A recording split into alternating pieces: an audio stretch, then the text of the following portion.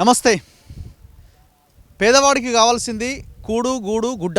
So ఇందులో ప్రధానంగా మనం మాట్లాడుకోవాల్సింది ఈ తెలంగాణ రాష్ట్రంలో దాదాపు ఒక 20 నుంచి 30 లక్షల మంది ఇల్లు లేని నిరుపేదలు ఉన్నారు.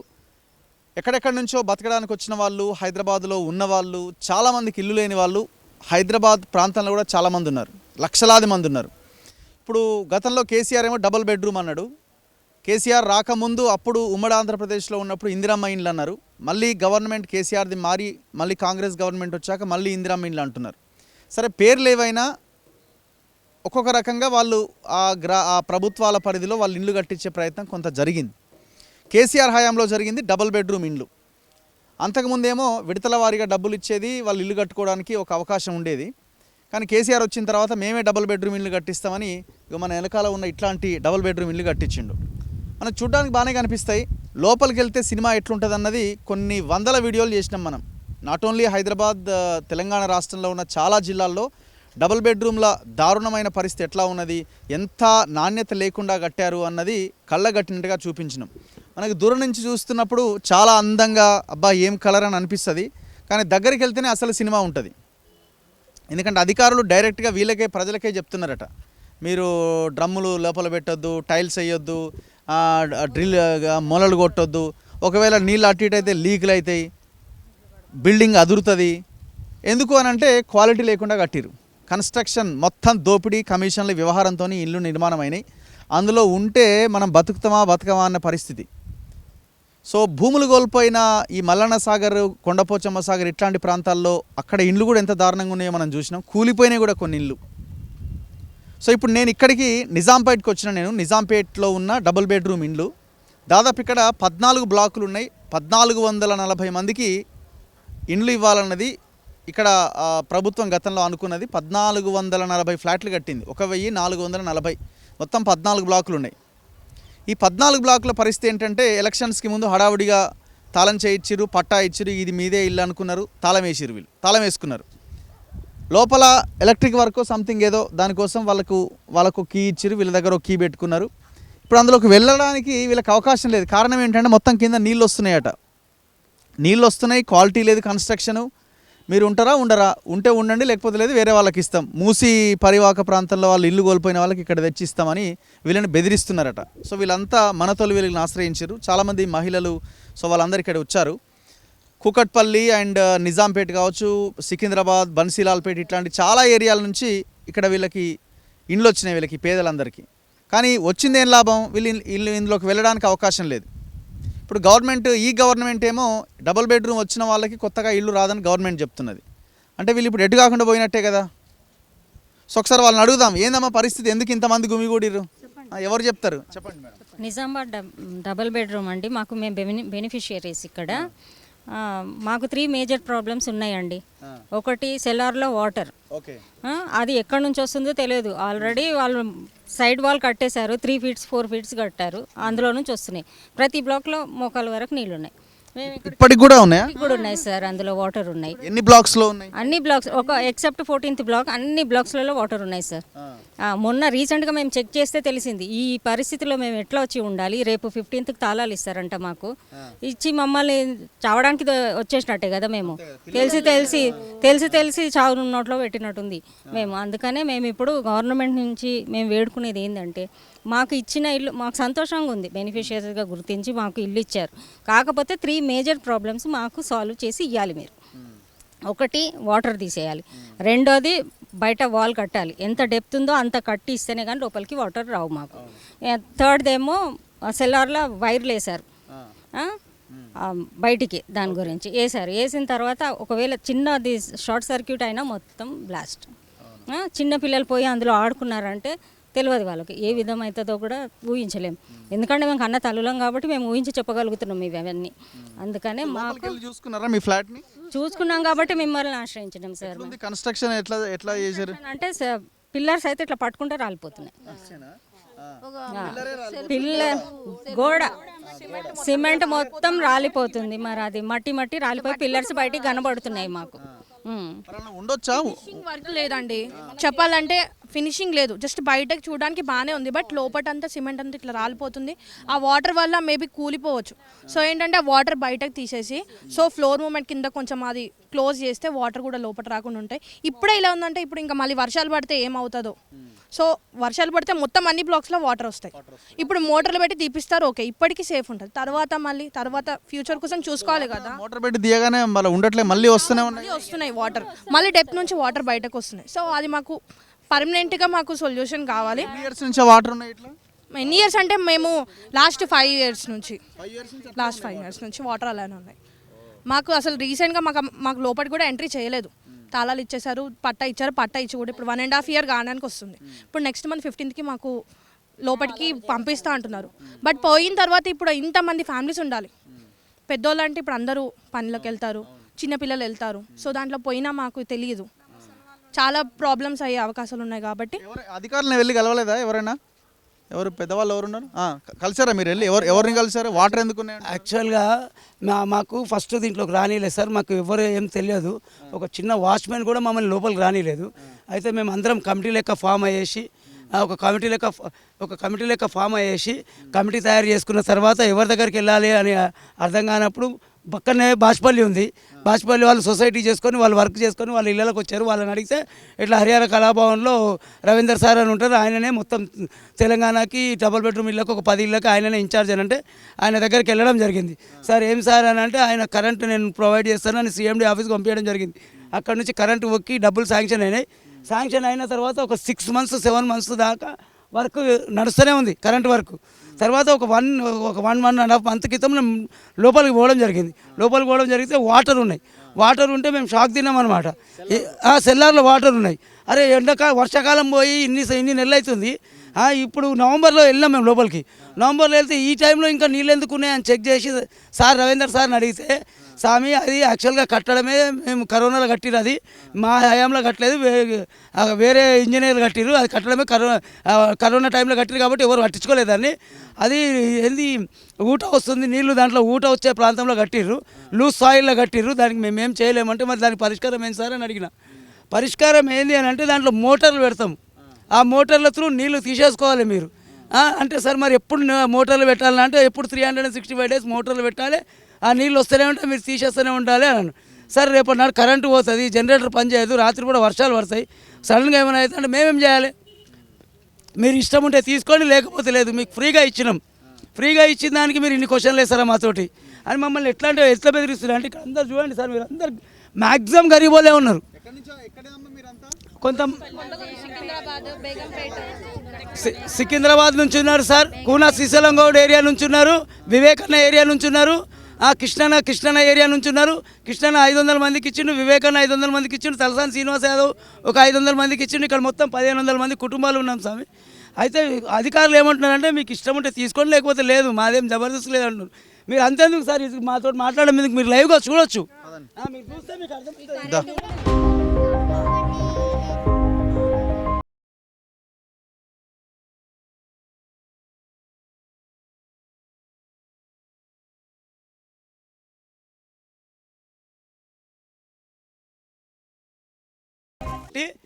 ఇవ్వకుండా ఎలక్షన్స్ వస్తే ఎలక్షన్స్లో ఇద్దామని అనుకున్నారు.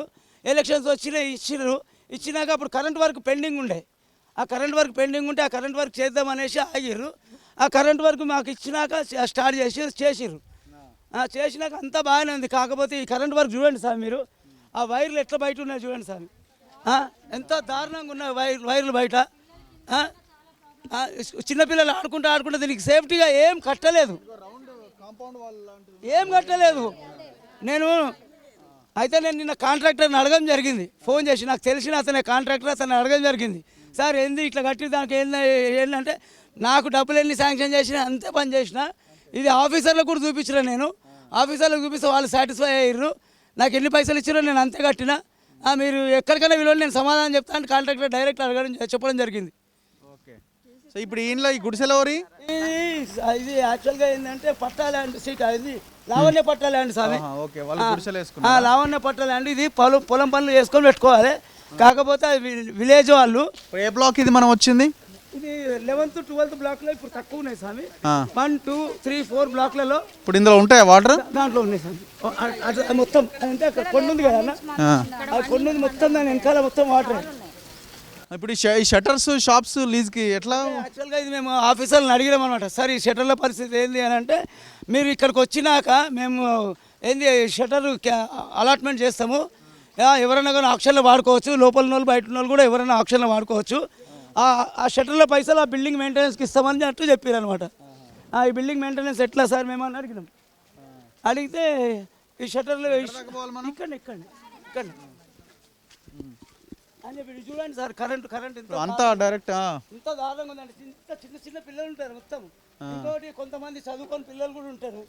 వాళ్ళు డైరెక్ట్ వచ్చి ముట్టుకొని చేస్తే ఎంత దారుణంగా ఉంటుంది. సో మొత్తం 14 బ్లాక్స్ ఉన్నాయి. 1440 మందికి ఇళ్ళని ఇచ్చిర్రు. లాక్స్ కీస్ అయితే వాళ్ళకి ఇచ్చిర్రు, కానీ మెయింటెనెన్స్ లేదు. ఇక్కడ ఈ ట్రాన్స్ఫార్మర్ల కాంపౌండ్ వాల్స్ లేవు. సో ఇంకా చేయాల్సింది అయితే చాలా ఉన్నది, పని వర్క్ చాలా ఉన్నది. వీళ్ళు అడుగుతున్నది ఒకటే, మాకు ఎంట్రీకి అవకాశం లేదు, సెల్లార్ మొత్తం వాటర్లో నిండిపోయింది. కారణం ఏంటంటే వీళ్ళు ఏమీ పట్టించుకోకుండా కట్టిపడేసారు. లూజ్ సాయిల్ ఉన్నది, పక్కన నిజాంపేట్ చెరువు ఉన్నది. ఇది ఒకప్పుడు డంపింగ్ యార్డ్ ఇది. అండ్ ఎంత డెప్త్ వరకు వీళ్ళు పిల్లర్స్ బేస్మెంట్ పునాది వేసిరు అన్నది కూడా తెలియదు, ఎందుకంటే మొత్తం కమిషన్లు. దీంతో వీళ్ళు లోపలికి రావడానికి వీళ్ళకి అవకాశం లేకుండా పోయింది. ఒకవేళ వచ్చినా కూడా స్లోగా నీళ్ళు తీసిర్రు, ఇప్పుడు తీస్తున్నారు, మోటార్లు పెట్టి తీస్తున్నారా? మోటార్ అది కూడా మీరు వస్తున్నారని తీస్తున్నారు స్వామి, మీరు వస్తున్నారని తీస్తున్నారు. లేకపోతే అసలు పట్టే. మరి ఇప్పుడు మీ ఎమ్మెల్యే దగ్గరికి పోలేదా? మా ఎమ్మెల్యే సార్ దగ్గరికి ఎమ్మెల్యే సార్ దగ్గరికి వెళ్తే ఎమ్మెల్యే సారు హరిహర కళాభవన్ రవీందర్ సార్కి ఫోన్ చేశారు. ఫోన్ చేసి మా ప్రజలకు ఏందండి ఇంత ఇబ్బంది మీరు ఇట్లా అని చెప్పారు. చెప్తే రవీందర్ సారు మేము జిహెచ్ఎం సార్లకు ఇచ్చామని చెప్పారు. అయినా కానీ మా ఎమ్మెల్యే సారు కుత్బుల్లాపూర్ ఎమ్మెల్యే గారికి ఫోన్ చేసి 28వ తారీఖు ఇక్కడికి వస్తున్న ఇన్స్పెక్షన్కి అందరు ఆఫీసర్లు రమ్మని చెప్పారు. 28కి వస్తున్నాడా మీ ఎమ్మెల్యే?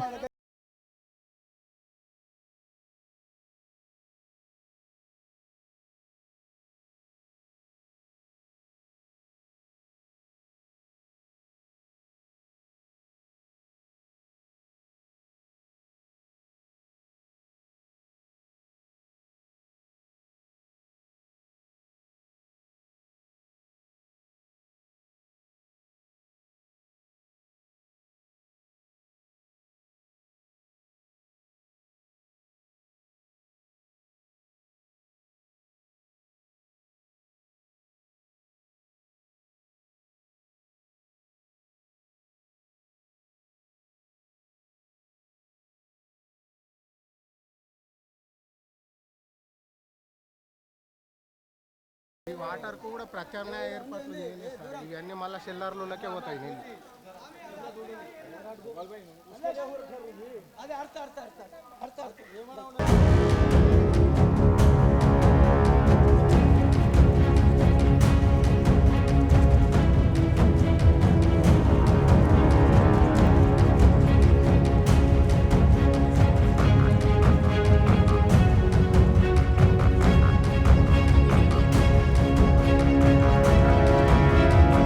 పార్కింగ్ కోసమే కదా ఇదంతా.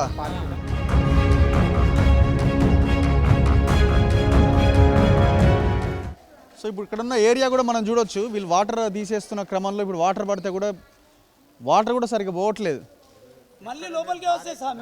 మళ్ళీ లోపలికే వస్తాయి. వే దారి ఎటు పోతాయి, నీళ్ళు ఎటు పోవాలా? బయటకు వస్తాయి మళ్ళీ లోపలికి వస్తాయి. ఇప్పుడు అబ్జర్వ్ చేస్తే మధ్యలో హైట్ ఉండి సైడ్ లో డౌన్ ఉంది, వాటర్ కరెక్ట్ పోవడానికి ఇది కూడా లేదు, స్లోప్ కూడా లేదు. ఇష్టం వచ్చినట్టు వేసేసారు అంతే. ఇక జనరేటర్లు పని చేస్తున్నాయా? ఏం పని చేస్తారు జనరేటర్? కనెక్షన్ కాలే అంటే యాక్చువల్గా ఏంటంటే కరెంట్ లేదు కాబట్టి వాళ్ళు కూడా వదిలేసారు. 5 years అవుతుంది కదా. సో మీకు బిల్డింగ్ కూడా చూడండి, లోపల ఫినిషింగ్ అదంతా ఏమీ లేదు. అసలు బిల్డింగ్ లోపలికి పోతే మనం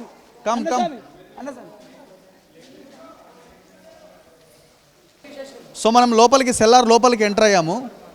సైలెన్స్. సెల్లార్ లోపలికి ఎంటర్ అయినాం మనము. సెల్లార్ లోపల సిచ్యువేషన్ ఒకసారి చూడొచ్చు.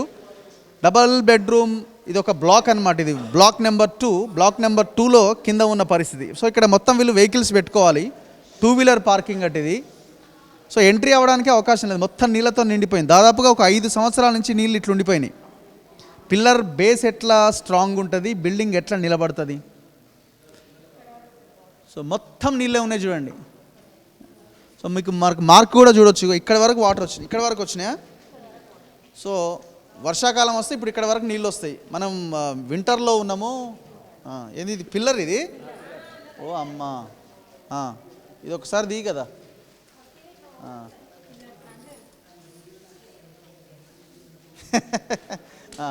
ఓ ఇట్లాంటివి మనం చాలా వీడియోలు చేసినాం. సో ఇది క్వాలిటీ బిల్డింగ్ అంటే పిల్లరే ఈ రకంగా ఉంటే ఇంకా మరి గోడలు ఎట్లుండాలా ఒకసారి ఆలోచించండి. ఎంత దారుణమో. లోపలికి వెళ్ళడానికి కూడా ఛాన్స్ లేదుగా. ఏది అదా?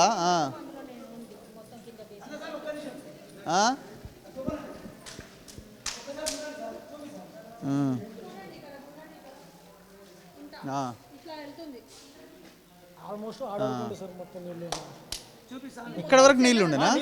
ఇక్కడ వరకా?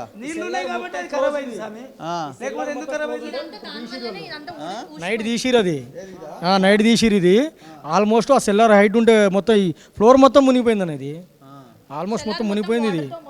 5 years ఇది ఉన్న తర్వాత ఇంకా బిల్డింగ్ ఏం స్ట్రాంగ్ ఉంటుంది ఇది? ఇక్కడ దాకుందా? తీస్తున్నారు, పెట్టి తీస్తున్నారేమో. అంటే ఇది ఏంటంటే మొత్తం ఆడ ఇంకుడు గుంతలాగా మనకు అది డ్రైనేజ్ తీశారు. ఆ నీళ్ళు మొత్తం దీంట్లోకి ఫ్లో అవుతున్నాయి మొత్తం. ఆ నీళ్ళు ఎటు పోలేక. ఇప్పుడు దీనికి సొల్యూషన్ ఏంది అంటే దీనికి ఎవరైనా సివిల్ ఇంజనీర్స్ వాళ్ళే వీళ్ళే వస్తే ఏమన్నా సొల్యూషన్ చెప్పగలుగుతారేమో. వాల్ కట్టాలన్న ఫస్ట్ రిటర్నింగ్ వాల్ కంపల్సరీ. కింద నుంచి ఊరినప్పుడు ఏం రిటర్నింగ్ వాల్ కడతారు? కింది నుంచి ఊరడం అనేది ఈ ఇష్యూ అనేది అటు నుంచి వస్తుంది. మనకు చెరువు ఉంది బ్యాక్ సైడ్. ఆ చెరువు నీళ్ళు ఇటు వస్తున్నాయి. ఆడ మొత్తం నా కాలువ తీయడం వల్ల ఆడ నీళ్లు ఎటు పోయే సిచ్యువేషన్ లేదు, మొత్తం ఫ్లో కిందికి వస్తున్నాయి. అవి ఇది ఒక బిల్డింగ్, మొత్తం 5 బిల్డింగ్స్లో ఇదే పరిస్థితి ఉంది. దాదాపు 5 బిల్డింగ్లు ఉన్నాయి ఇక్కడ. ఈ బిల్డింగ్లు చాలా ఘోరంగా అవుతున్నాయి. ఈ బిల్డింగ్ అయితే మరీ ఘోరం, ఆల్మోస్ట్ మొత్తం నిండిపోతుంది దీనికి.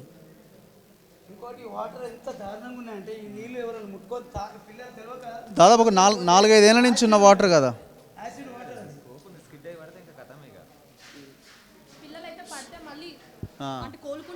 అవును. సో చాలా వర్స్ట్ సిచ్యువేషన్. మరి దీన్ని ఎట్లా చేస్తారో అర్థం కాదు. అసలు యాక్చువల్గా ఏంటంటే ఇక్కడ కట్టడం అనేది తప్పు.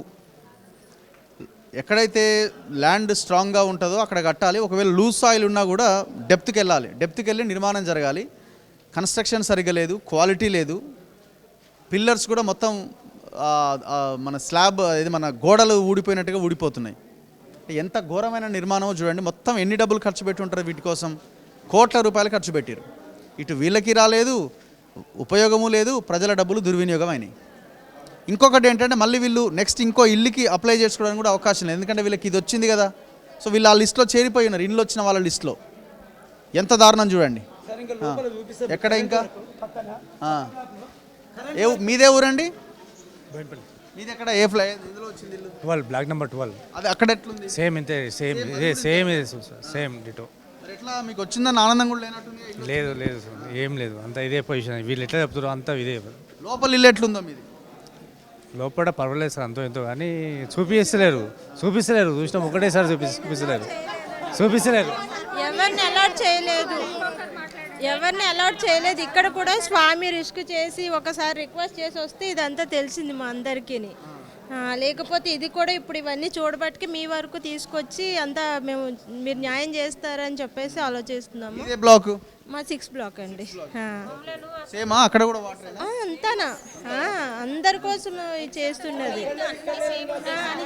అందరు ఎప్పుడు ఇస్తున్నారని చెప్తారనండి. ఇంకొండ కిరాయా కట్టి యాస్ట్ అవుతుంది, మాకు డబ్బులు ఎప్పుడు వస్తుంది, మేము ఎప్పుడు పోవాలా, మాకు ఎంత మంచిగా సంతోషి కావాలా అని మాట్లాడితే కూడా అట్లా అవుతలేదు. దసరా అన్నారు, దసరా కాలేదు, మళ్ళీ సంక్రాంతి అన్నారు, అంతా కట్టలేదు. కానీ ఏమేమి పండుగ ఉంది కదా. నేనైతే ముస్లిమ్స్ కానీ నాకు కొంచెం తెలుగు రానికి ఇది కాదు. అంటే మన చాలా మంది ఇబ్బంది అవుతుంది సార్. మాకు కట్టడానికి చాలా రోజు నుంచి బోయిన్పల్లిలో మాకు చాలా ఇల్లు లేకుంటే అయింది. మాకు కృష్ణారావు సార్ మాకు 500 మందికి డబుల్ బెడ్రూమ్ ఇచ్చింది, కానీ మాకు ఒక్కళ్ళకు కూడా మాకు రాలేదు సార్.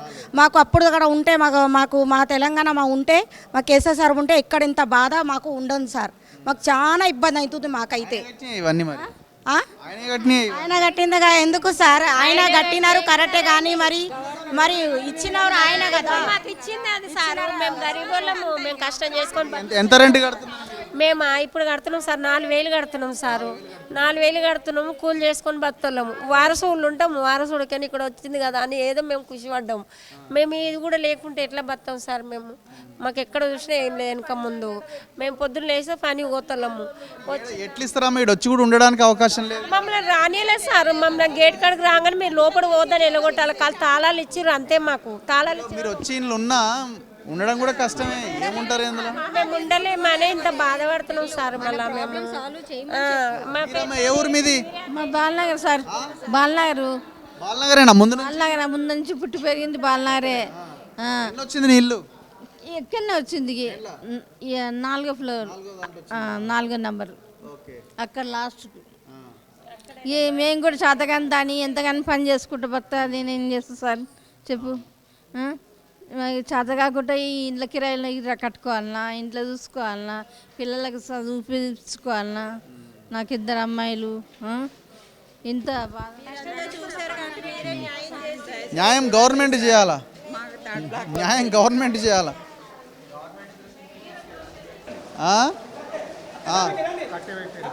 దేనికి కట్టబెట్టిర్రు ఇది?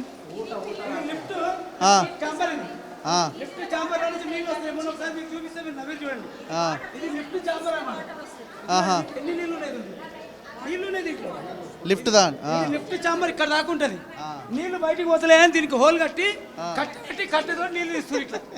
ఓకే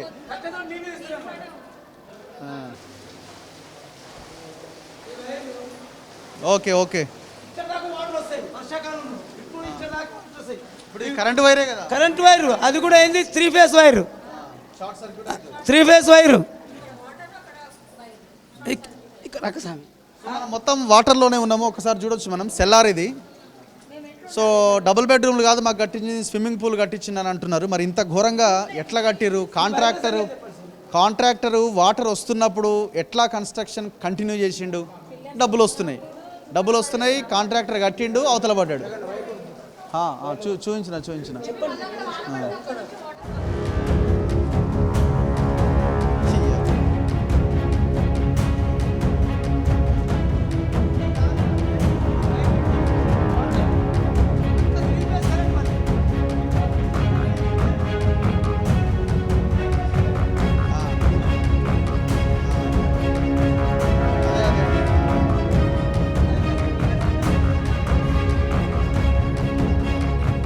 సో మనం సెల్లార్లో ఉన్నాం. ఇది పరిస్థితి ఎంత దారుణంగా ఉందో చూడండి. ఈ కన్స్ట్రక్షన్ అయితే చాలా ఘోరాతి ఘోరమైన కన్స్ట్రక్షను. నేను అంటున్నా కదా, ఇందులో అయితే వచ్చి వీళ్ళైతే ఉండలేరు. ఉండి మెయింటెనెన్స్ చేయడం కూడా చాలా కష్టం. ఎందుకంటే మనం ప్రైవేట్ అపార్ట్మెంట్స్లోనే, పెద్ద పెద్ద అపార్ట్మెంట్స్లో మెయింటెనెన్స్ అంత ఈజీ కాదు. సో వీళ్ళు అక్కడ వచ్చే వాళ్ళంతా కూలీ పని చేసుకునే వాళ్ళు, అట్లాంటి వాళ్ళు. సో ఇంత పెద్ద టవర్లు కట్టించి వాళ్ళకే వాళ్ళ మెయింటెనెన్స్ వదిలేస్తే ఇది అంత ఈజీగా అయ్యే వ్యవహారం అయితే కనబడట్లేదు. ఈ వాటర్ ఎట్లా తీసేస్తారన్నది కూడా పెద్ద క్వశ్చన్ మార్క్. మరి 28వ తేదీన ఎమ్మెల్యే వస్తారట. మరి ఎమ్మెల్యే ఏం చెప్తాడు, వీళ్ళకి ఎట్లా డబుల్ బెడ్రూమ్లు ఇస్తాడు అన్నది చూడాలి. ఇంకేమన్నా ఉందా చూడాల్సింది?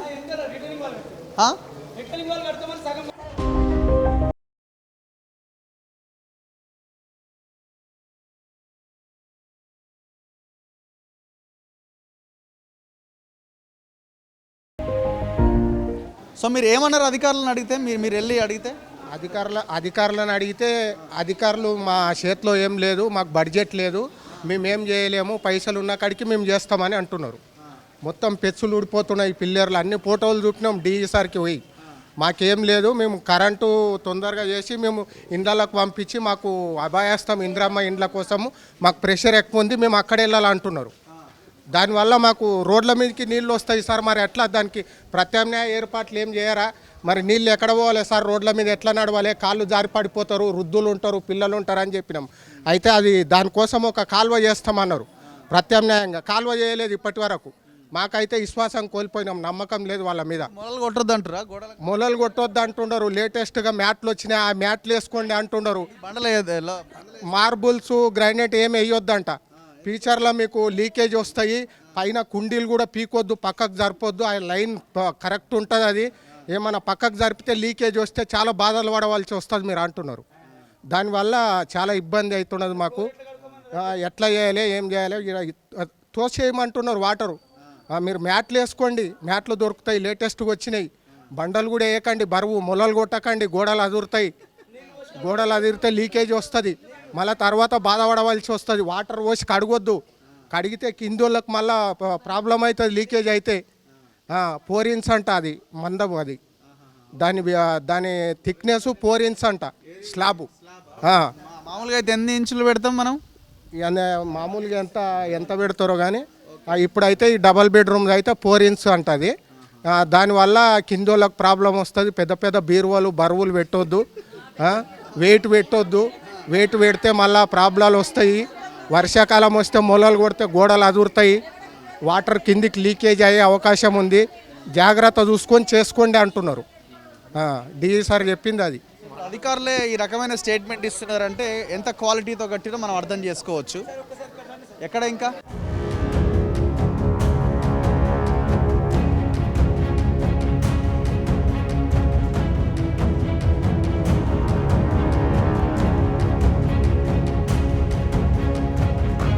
మొత్తం ఇందులో కూడా వాటర్ ఉన్నాయి.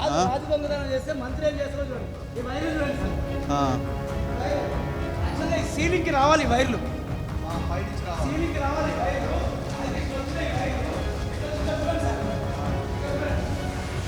ఓకే.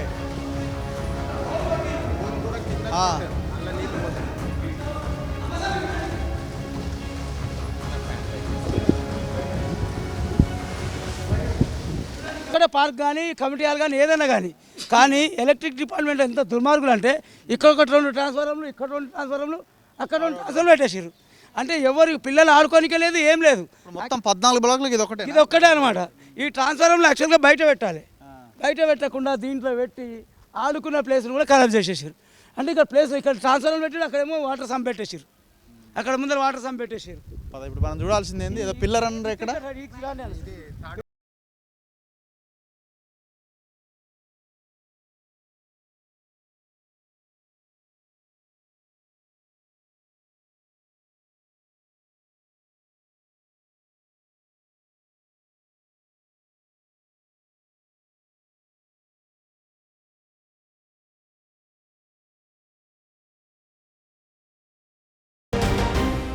అవును, బండి ఎట్లా పోతుంది నాకు? మళ్ళీ ర్యాంప్ వేసారు కదా.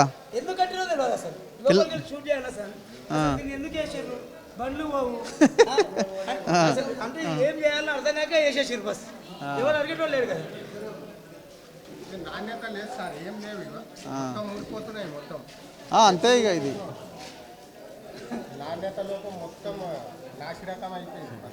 అసలు ఇసుక వాడిరా, సిమెంట్ అయితే అసలే లేనట్టు.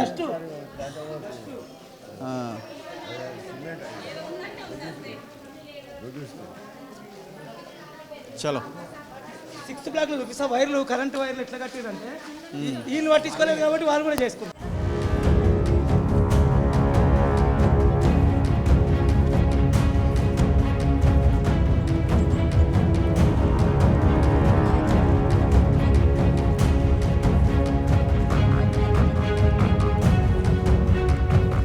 కనిపిస్తుంది లోపలికి వచ్చేటి వాటర్. ఓహో,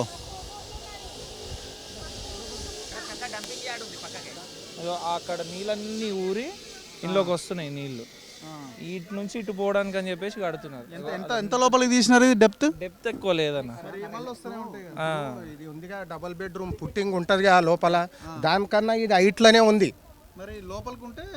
దానికన్నా లోపలికుంటే నీరు లీకేజ్ కాదు, వాటర్ ఊట రాదు లోపల. చిల్లర్లు ఏమో డౌన్ ఉన్నాయి, ఇదేమో హైట్ ఉంది, డెప్త్ కూడా లేదు ఎక్కువ. చెరువు అంటే చెరువులో కట్టిరు డైరెక్ట్, అంతే కదా. ఇక అయితే ఇక్కడ గుండు అడ్డం వచ్చింది, ఆ గుండు బ్లాస్ట్ చేస్తే బిల్డింగ్లకు ప్రమాదం అని అదురుతాయని ఆ గుండు వలగొట్టకుండా ఇట్లనన్నా తీసుకోండి సార్ అని చెప్పినాం మేము క్రాస్గా. ఇక్కడ వలగొడితే దిగులుతుందా అంటున్నారు, అదురుతుందని అంటున్నారు. వార్డు నెంబర్ నుండి corporator, MLA, MP, minister, CM వరకు వెళ్ళడానికి కూడా మేము రెడీగా ఉన్నాం. కింద స్థాయికి వెళ్ళి పై స్థాయి అధికారుల వరకు. మాకెవ్వరు యాంటీ గారు, మాకు న్యాయం జరగాలి. న్యాయం జరగడానికి ఎంత దూరమైనా వెళ్తాం మేము, ఎన్ని మీడియా సంస్థలనైనా పిలుస్తాం మేము. మాకు ఇలాంటి రోడ్లు చూశారు కదా మీరు, సెల్లార్లు రోడ్లు ఏ విధంగా ఉన్నాయో, బురజమయమైన ఈ మొత్తం రోడ్లన్నీ ఎట్లా తిరగాలి? వృద్ధులు ఉంటారు, చిన్నపిల్లలు ఉంటారు. సెల్లార్లలో ప్రత్యామ్నాయ ఏర్పాట్లు ఏం చేస్తలేరు. ఒక కాలువ కడతామన్నారు, కాలువ కూడా కట్టలేదు ఇప్పటి వరకు. మాకు ఇనాగరేషన్ ఇంకా 15 రోజుల్లో ఇనాగరేషన్ ఉంది. ఎట్లా వచ్చి ఉండాలి ఈ ఇండ్లల్లో? మరి అక్కడ గుండు బ్లాస్ట్ చేస్తే బిల్డింగ్లు అదురుతాయని చెప్పి అక్కడి వరకు ఆఫ్ చేశారు అది రిటర్నింగ్ వాళ్ళు. మరి అది క్రాస్గా తీసి కట్టమంటే కడతలేరు అది. మరి అది మాకు మొత్తం రౌండ్ సర్కిల్ మొత్తం రిటర్నింగ్ వాళ్ళు కట్టి ఈ రోడ్ల మీద పడే నీళ్ళన్నీ ఆ రిటర్నింగ్ వాళ్ళకి కలిసేటట్లు చేయాలనేది నా విజ్ఞప్తి.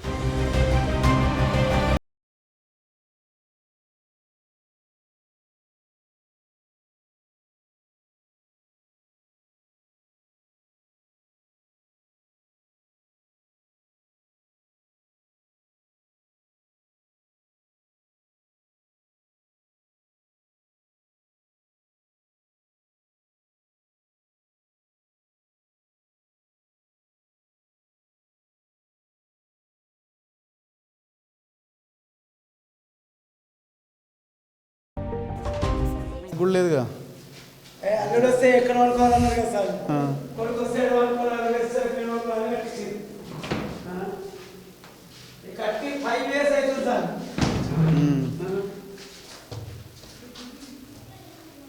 తిరిగిపోతాయి సార్.